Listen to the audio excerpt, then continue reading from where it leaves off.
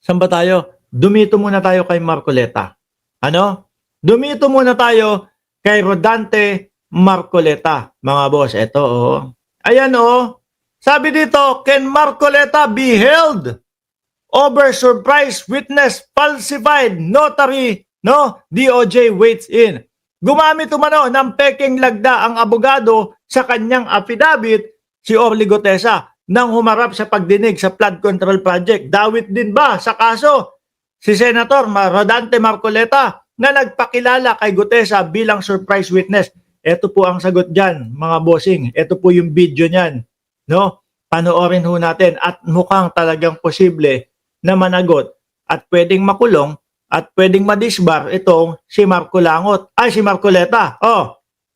Magandang hapon po sa lahat.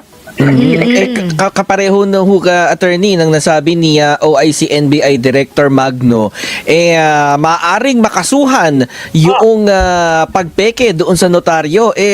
Ano po ba yung yung pwedeng kaharapin ng mga gumagawa nito? Perjury. Pwede din yan. Perjury. Falsification. Diba? Of documents. Tapos yung pagsisinungaling, dahil under oath si Gutesa at pagsisinungaling, mga kababayan, perjury naman yun. Si Marcolangot naman, si Marcoleta na, kayo naman, tinatype nyo kasi, kanina nyo ba nakuha yung Marcolangot na yan? No, wag yung type, nababasa ko, baka magalit sa akin yung sabihin, nagpauso na naman ako ng pangalan niya. Hindi naman sa akin magaling yan. Hindi, nabasa ko lang, ayan, si Gerald Evans ang may pauso niyan eh. Ngayon, sabi dito, mga bossing, ano ang pwedeng kaharapin nitong mga ito? Makulong. Sana, no? Okay, makinig lang kayo habang may kakausapin lang ako sa cellphone. Oh. Well, yung si Gutesa, kasi under oath, sinabi niya na yan daw ay pinanotaryo niya. Nagsisinungaling siya. Kasi nga, peke naman pala yung firma. So, he can be liable for perjury. Pwede rin ho yan yung criminal case for introducing yung fraudulent evidence. So, iba rin ho din yung paggamit ng pekeng o fraudulent na public document. Kasi yung notaryado, public document dapat yan. So, yun ang kanyang pananagutan. Si Senator Marcoleta naman, maaari siyang pananagutin din to be held accountable kasi siya ho yung nag-sponsor sa witness na yan. At kung marinig natin yung mga sinasabi noon, sinasabi niya, ito, pinirmahan mo sa harapan. Oo naman ng oo. To the extent na alam niya, kung alam niya na nagsisinungaling pala yung witness niya, peke pala yung firma ng notary public, maaari ding managot si Senator Marcoleta bilang isang public official at bilang isang abogado din. Kasi abogado itong si Senator Marcoleta. So,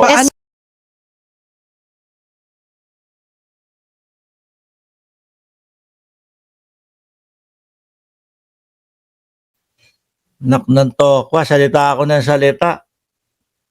Nakalimutan ko palang nakamute. Ano na ba pinag-uusapan? Si Marcoleta, abogado daw ho, mga kababayan. Tuloy. Ano po yung sa kanyang knowledge sa fraud na nangyari. sa papaano po siya mapapanagot? Ethics complaint po ba o pwede siyang kasuhan? Baka disbarment pa nga yan kay Marcoleta di ba? Pwede ho siyang kasuhan. Hindi naman immune from suit ang mga senador. Pangalawa, bilang isang abogado, kung alam niya na merong depekto yung pagkanotaryo, hindi dapat niya yun na pinesenta. So, hindi. Yun. Parang sa nakikita natin, mga boss chief mo, sir, ang may pakana talaga ng paglabas nitong si Gutesa, si Defensor at si Marcoleta. Tuloy. It really depends kung to what extent ang kanyang kaalaman. Magbibigyan naman sila ng due process. Masasagutin naman sila kung sakasakaling ihahabla sila o they're held accountable. So, ibig din bang sabihin, Attorney Cayosa, na meron na rin questionable na rin, no? Yung kanyang salaysay, kumbaga, yung credibility nito nga kanyang pahayag. Sa ano pa lang doon sa pagbabasa nung kanyang affidavit iba-iba na versus doon sa kanyang mga sinasabi. Doon pa lang ho, mga bossing, halata mo na eh. Doon pa lang ho sa paghingi ng witness. No? Doon sa salaysay niya, humihingi siya ng tulong na witness protection program. Doon naman po, kumbaga, sa lumabas sa kanyang bibig, hindi naman daw ho siya na kailangan. Kasi naman daw ho, mga boss chief mo, sir, meron siyang baril. Ngayon ho, itong tao na to nagtatago. Hindi na makita ho. At ang dinadahilan ni Marcoleta, mga boss chief mo, sir, Sir Ed Ong, ay dahil meron daw nagpatong sa ulo ni Gutesa at kumbaga pagka ganun, pag sinabi mo may 5 milyon na pinatong sa ulo, ipapapatay, di ba? Kaya hindi lalabas. Sa tingin nyo po ba, may maniniwala doon sa sinasabi ni Rodante Marcoleta, may nakapatong na 5 milyon sa ulo nito? Wala naman pong napatunayan ito doon sa kanyang mga salaysay. Pinagtawanan lang ho ng mamamayang Pilipino itong si Gutesa doon sa kanyang mga salaysay. Sa tingin nyo, totoo na may magpapatong ng 5 milyon dyan? Ultimo nga, bayang Pilipinas ang nagsasabi, hindi kapanipaniwala ang mga sinasabi ni Gutesa. Kung ako yung pinagbibintangan yan, utragis ka, magsalita ka na magsalita dyan, bahala ka sa buhay mo. Total naman, nakikita ko, naririnig ko yung mga sinasabi ng mamamayang Pilipino sa mga affidavit mo. Bakit pa ako mag-aaksaya ng panahon sa'yo? Di ba? Hindi ho ako naniniwala doon sa may nakapatong na 5 milyon sa ulo ni Gutesa. Eto pa magkaiba sila ng sinasabi ni Defensor. Sinasabi naman ni Defensor is meron daw mga hindi ko lang sure kung AFP or whatever, mga retired or something like that, na nangangalaga kay Gutesa. Sino ba talaga ang papaniwalaan sa inyo? Baka talagang kayo lang ang ayaw magpalabas dito kay Gutesa dahil pag lumabas, nakita nyo na sablay-sablay yung mga pinagsasabi ni Gutesa, baka pag lumabas, lalong sumablay pa din. At kayo ay malaglag. Baka pati disbarment, mayari si Marcoleta. Dahil nga dito sa sinasabing, baka peke nga signature sa kanyang affidavit. Well, hindi na ho baka peke. Peke na. Kasi Peke, oo. Inimbestigahan ako ng RTC. Pwede na ho mismo yan. At it is within his power and jurisdiction. So yung written statement niya, talagang demolished yun. Diba? It's even a crime. It's even beyond credibility. Talagang krimen yung ginawa niya. Ngayon, may kulong yan. Malamang lalong hindi na to lalabas. Crisandro Bisasot, shout out sa iyo. meron din ho kasi siya nung maalala nyo, nung magsimula siyang magsalita sa Senado, nanumpa siya separately. So yung salaysay niya dun sa Senado, yung kanyang oral testimony, under oath din yun. That's another Pagka napatunayan, nakasinungalingan, yung mga pinagsasabi niya, under oath, may kalalagyan talaga to. Perjury naman mga boss. piece of evidence. So, of course, it will still be valid kasi under oath naman, pero maaaring maapektuhan ditong fraudulent na pagkanotaryo ng similar statement niya. So, maaaring ma-infect. It does not invalidate yung kanyang statement under oath sa Senado. Pero yung credibility, kaya nga nakita nyo. Sira na yun. Nagbabasa pa lang ng salaysay yan. Wala nang naniniwala dyan. Bob lang ang maniniwala sa salaysay ni Gutesa. Di Bob yung mga DDS. Mukhang gusto nga gawin nilang panibagong bayani itong si Gutesa. Ang dami na nilang naging bayani, Yung dati, unang-una si Maharlika.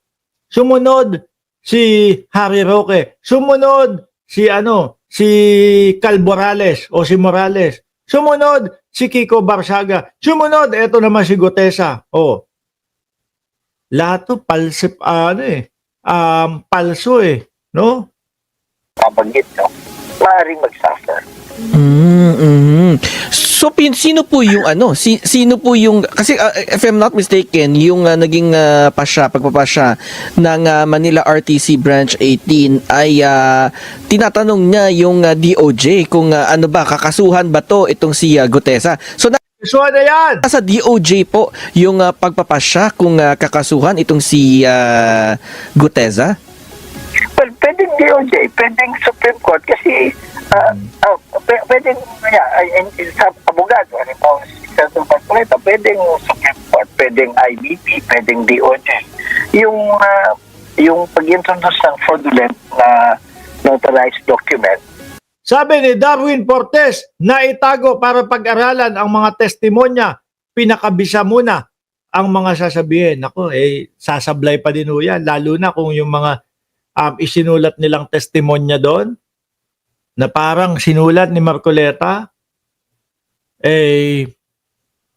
siyempre ho, magagaling yung mga nag-iimbestiga, lalo na si Senador Ping Lacson ang mag-iimbestiga, mga bossing, sa susunod na mga pagdinigo ng Blue Ribbon Committee sa parang ang petsa November 14. Papaikot-ikutin yan. Mahahalata talaga na nagsisinungaling yan. Revised Penal Code yan. So, Department of Justice, mga piskalya ang may hawak yan. So yun pala yung aabangan natin sa mga darating na araw kung ano yung susunod na magiging hakbang ng DOJ matapos nga yung desisyon ng Manila RTC. Oh, ito, Oy, wag niyo kalimutan ha, si Marcoleta isama dyan ha. Oh. ka lang, wait lang. Kasi nga nagsilabasan na yung mga salin ng mga senador natin. Kasi may mga nagsasabi na, teka lang naman, totoo ba to? Parang ang liit. Parang Ayan, napag-usapan na ho natin yan kanina mga boss chief amo sir. So, ngayon mga kababayan, mamayang alas 12 in punto, abangan nyo po kami dito sa Birahan PH mga boss chief amo sir. Extended at pag-uusapan natin ang tungkol sa mga bagay-bagay na politika. Nandiyan po, nakapin po yung Birahan PH, kaya po anong gagawin niyo? Pindutin nyo lang po yung nakapin dyan sa taas, ididirekta na kayong pumunta o papuntahin doon sa Birahan PH, pindutin nyo yung subscribe para pag nag-uumpisa na po tayo mamaya, ng live sa Birahan PH, kayo po ay ino-notify ni YouTube. Muli po, ako'y magpapaalam na. Maraming salamat and God bless po sa ating